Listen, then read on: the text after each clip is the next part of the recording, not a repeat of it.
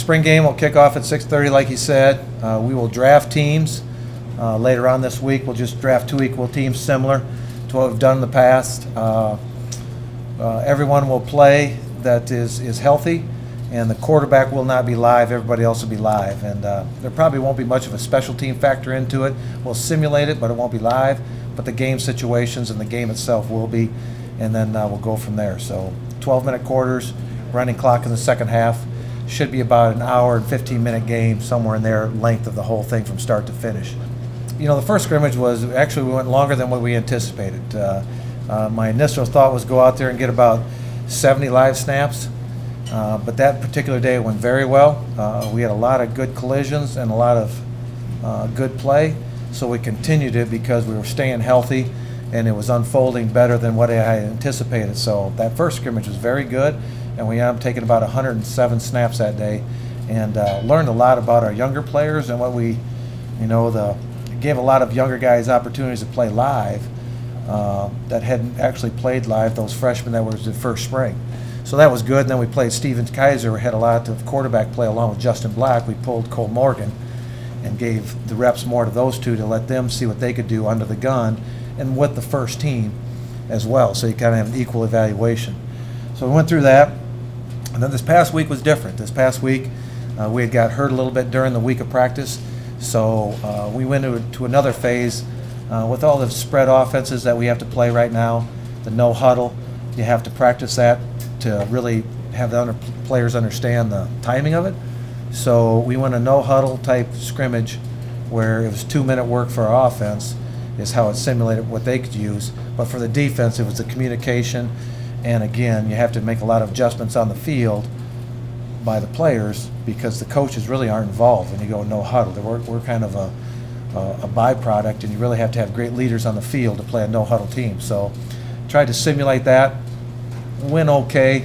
That one didn't go as long because that one I thought would go longer, but it didn't go as well as I thought, so I had to back it off a little bit. So just kind of gauge it to the player and the tempo of what's happening in a scrimmage, and that one went 100 plays, but again, it was because of no huddle.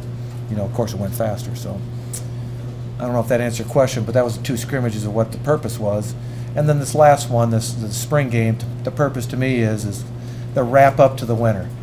January through end of April is your winter conditioning, winter play, of course, spring practice. But it kind of is the finals for spring football. And then the following 2 weeks later, they take their finals for the semester, and then everything will be focused on the 1st of August.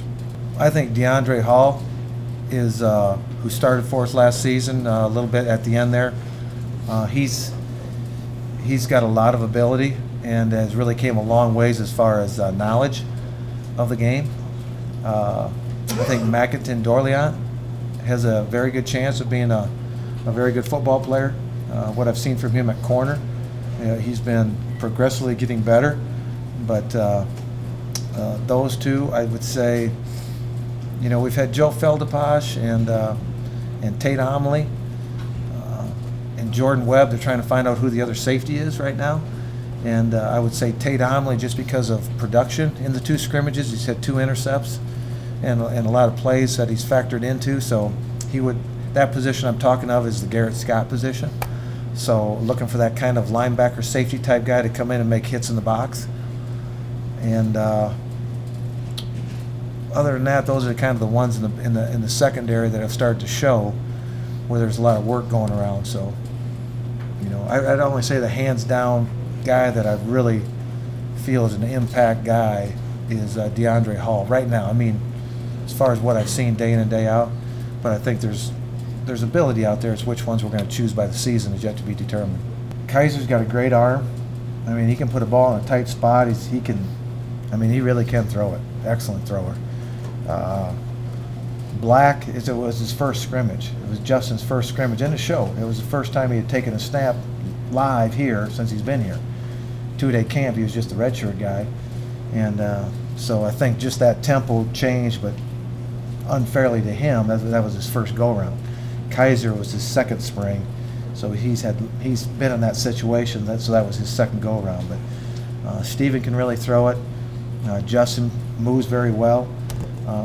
So each has its own strengths right now, and we're trying to shore up the weaknesses and make them two good football players. But I feel comfortable with what they're doing, but they're not ready to go in a game with that as being our starting quarterback right now, because you're one play away from Cole Morgan being down, and we got to make sure that we sustain the level of play. So we're trying to build that in the spring. Yeah, here's what I like about this team. This football team is very committed to doing it the way the coaches are trying to get them lined up, our way, the UNI way.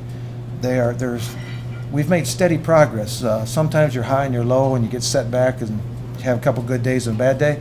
This team has been progressively going forward. Not over the top fast, but progressively they move forward every day. They want to learn.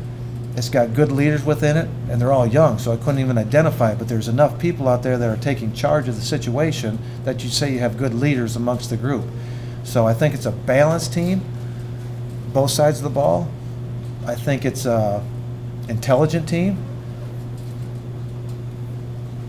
So I think for UNI, that's a great thing, because that's exactly how we play the game. So I think that's the very high point of it all, is that consistency and intelligence as well as talent. If we can mold that and get that in the right position, then I think we fit the UNI football program, what we've done in the past.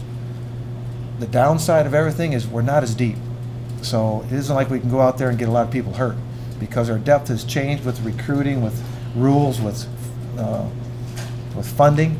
All those things that has changed over the last 3 years as well. So our depth maybe isn't extremely great, but there's enough there that